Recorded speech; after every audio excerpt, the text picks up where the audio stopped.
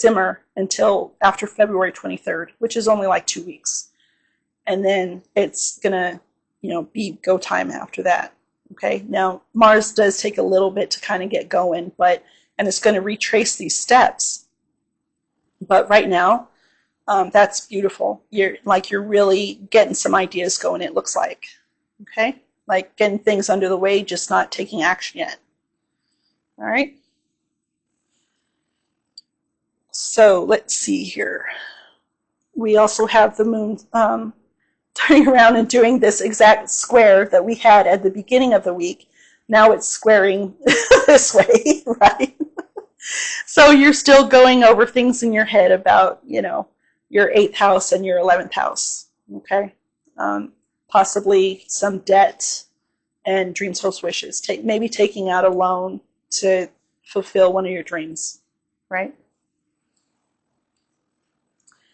And then we have the moon then sextiles Uranus. And your expansion zone. Again, long distance travel, higher learning, anything like that, anything that expands your horizons. Okay, maybe with some friends, maybe that is your dreams, hopes, and wishes that you're maybe thinking about taking out a loan for to do some long distance traveling. Maybe with a friend. Yeah. So then the 10th on Monday, the moon trines Neptune. Now trines are a little more friendly. It is more about relaxing and, unconditional love and, the good sides of Neptune would probably come out better in a trine, right? You don't have to worry about the escapism so much. But, friends and partnerships. Got a nice little trine going on there. And then the moon moves into Leo, where it opposes Pluto, and then trines Venus in Aries. So again, more emphasis on your subconscious and your daily habits, okay? And then your 8th house. Like I said, it could be debts, it could be loans, it could be sex and death and intimacy, right? It all depends on you and your circumstances. Okay, and then we have Mercury coming in to square Uranus at 23 degrees. Again, your daily habits and your expansion zone. Just so much emphasis on all of these zones here, okay? Of course, Mercury is your ruling planet, so it just is your ruling planet, in my opinion, your ruling planet is just as important as the sun, okay? So it carries just that much power to it, in my opinion. So Mercury squaring Uranus would be expansion zone and daily habits. Maybe you're thinking about changing up some daily habits so that you can take a trip, especially since we have emphasis on your money sector as well. So yeah, a lot of this is really like a lot of changing going on here about how can I meet this goal. That's kind of what I'm getting from all of this, honestly. And of course, that's how Virgos are, right? They're very big planners. So it's not very surprising. Then the moon sextiles Jupiter. Again, Leo is your subconscious. Gemini is your 10th house of career reputation. Again, Jupiter is going forward. Wonderful. Got a little sextile going on there. So in your subconscious somewhere, you're thinking about your career. Okay? Maybe changes you want to make to your career, to your work, to your partnerships. Okay? Expanding your horizons.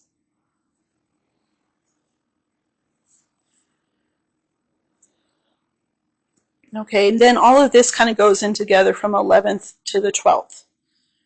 The sun comes in and squares Uranus, okay?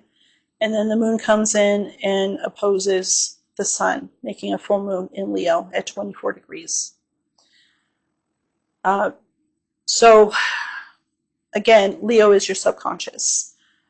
The sun rules Leo, which is your subconscious, but it's opposing the sun in Aquarius and your ruling planet, and squaring Uranus in your expansion zone. A lot of emphasis on your subconscious, changing things in your subconscious to change things in your daily habits. Okay, that's why this axis is so important. People don't seem to realize that their daily habits stem from the 3D of your daily habits stem from your subconscious. Okay, so this is exposing something in your subconscious that might be holding you back. Okay, and it's squaring Uranus and Taurus. Taurus is your expansion zone, your 9th house, expanding. But Uranus is also the Great Awakener. It does bring chaos, but it's so that you can find the solution to that chaos. Okay, you can get your thinker thinking, your brain working. Okay, so that you can find solutions. So, it brings awakening. It brings epiphanies. It's people might think that it's chaotic, but to me, it's perfect. Like it gets you off your butt, and it gets you going, right? Like if you're content in everything that you do, then you're not really going to try to progress, right? It's only until chaos comes into your life that you're thinking to yourself, I need to make changes, right? I need to progress. So that's where Uranus comes in, squaring this full moon in your subconscious, in your daily habits, in your 9th house of expansion. Okay? It might bring upheaval, but it's really gonna, like I said, it'll get your thinker thinking to bring whatever solutions that you need to bring to the table to, get out of your comfort zone. Okay? Also, this is a lot of fixed energy. Okay? Leo, Scorpio, Aquarius, and Taurus are all the fixed signs. You have the sun that rules Leo in Aquarius. You have Pluto that rules Scorpio in Aquarius, squaring Uranus, which rules Aquarius and Taurus. So you have a whole lot of fixed energy here. Fixed energy is all about making decisions and sticking by them. And fixed energies have a huge reputation of being stubborn, but that's why they come to a conclusion and they take all the knowledge that they can get, and then they make a decision, right? And then they stick to that decision. Maybe some lower vibing fixed signs might not get all of the information first before they make those decisions, right? But that is what the thing is with fixed signs, is that they're very good at just making a decision and sticking to it. So it looks to me like you are going to make a decision and you are going to stick to it. So if you have any natal planets around 24 degrees where this full moon is, it's going to hit them the most. Okay? But so whatever is illuminated, this is what full moons are all about, illumination. Okay? Something is going to be illuminated in your subconscious about changing your daily habits, expanding on something. Okay?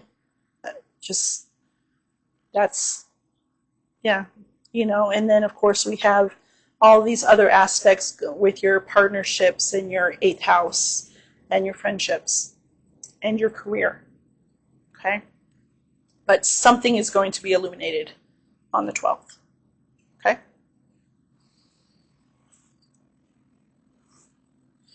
Then we have the moon moving into Virgo. okay, where at 11 degrees it will square Jupiter, okay? I want to point this out. The moon is going to be void of course after the full moon, okay, at 24 degrees, and it's not going to make another aspect until 11 degrees Jupiter. So you've got about 17 degrees in there that the moon is not making any aspects to any other planets, okay? So the moon can just be the moon. You can just sit in your feelings. You don't have to worry about it reflecting any of these energies. And you can just, whatever happened here, you have time to just process. Okay? And this is going to be around the 13th on Thursday. The only aspect that the moon makes at all is squaring Jupiter at 11 degrees, which goes into your career zone. Okay?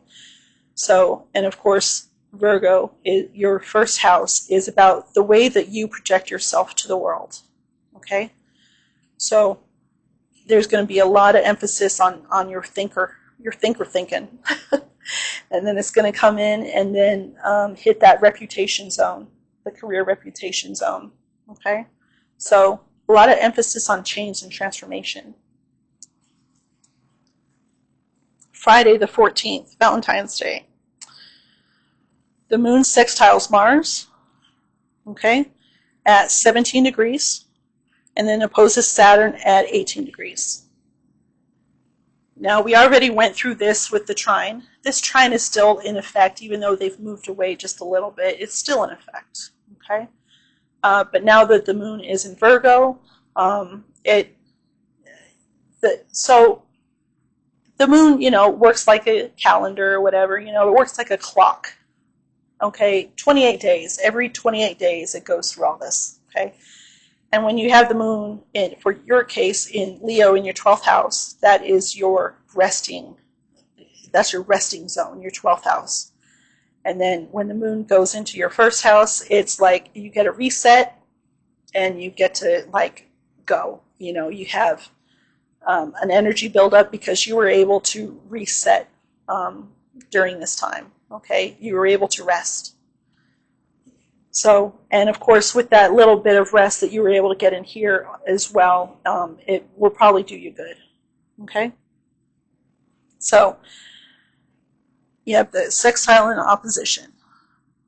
Since we've already spoken about these, there's not much more to go on. It's just kind of more of an emphasis on friendships and partnerships.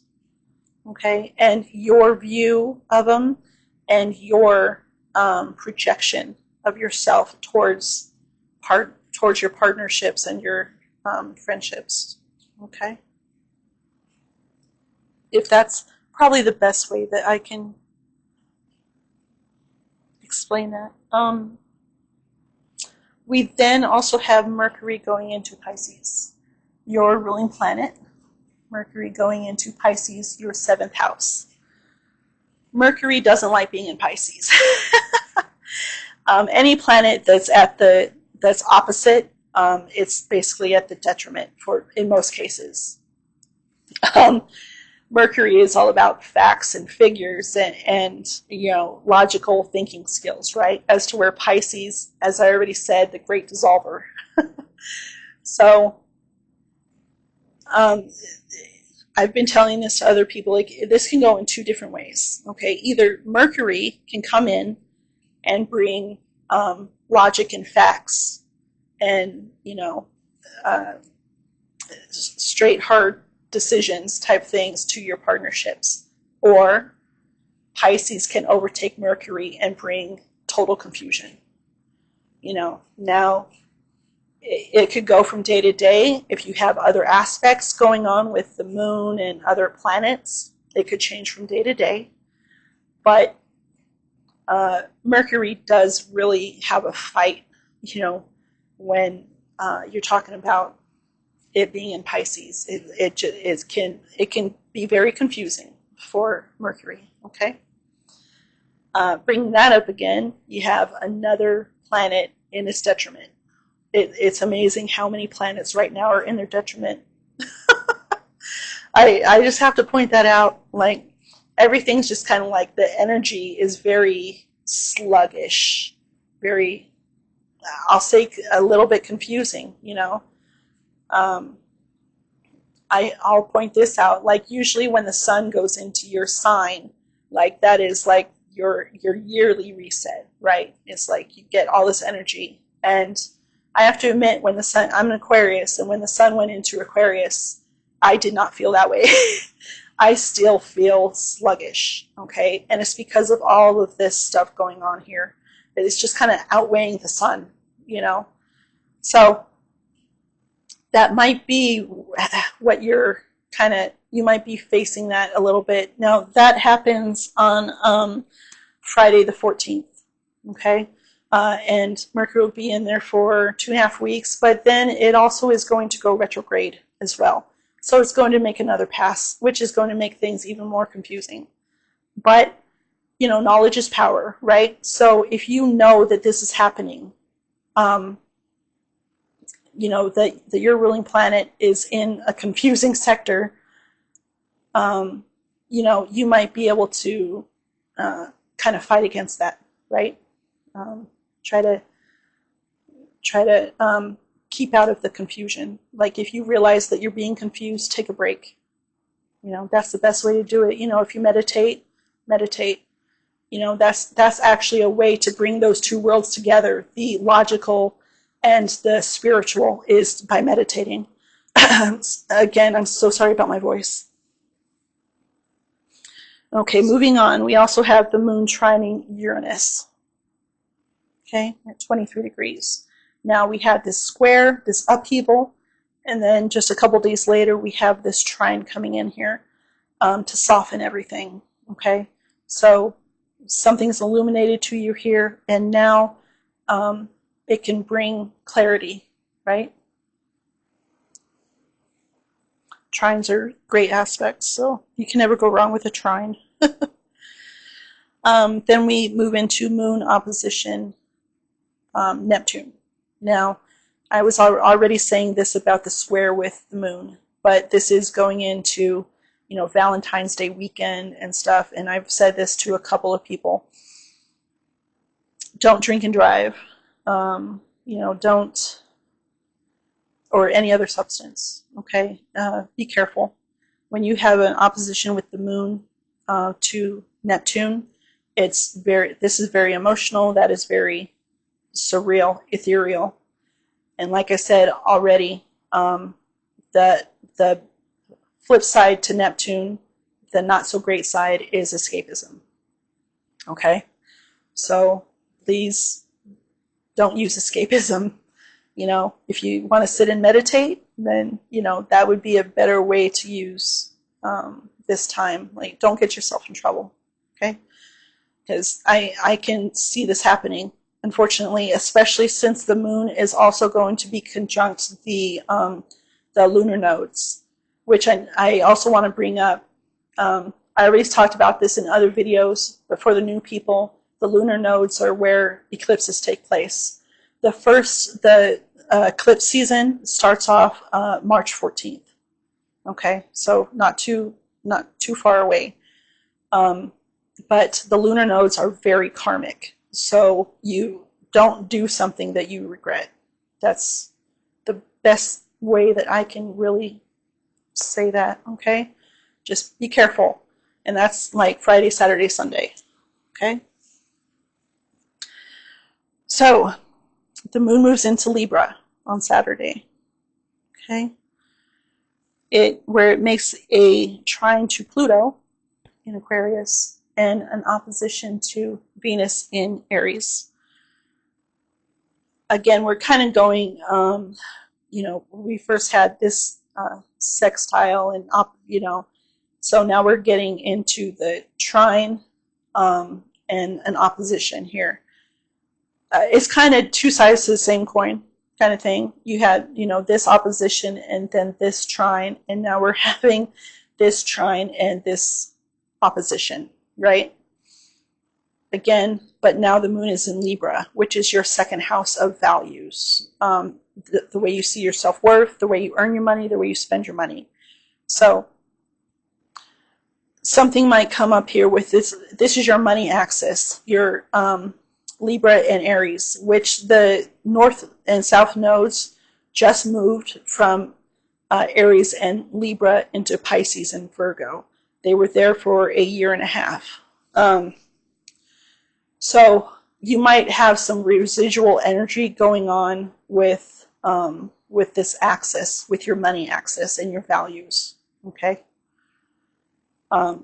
So with that opposition, just, and I believe at that point, Venus is about 6 degrees. Pluto is still at 2 degrees. So if you have any natal planets around there, okay. Let's see. We then have the moon trine Jupiter.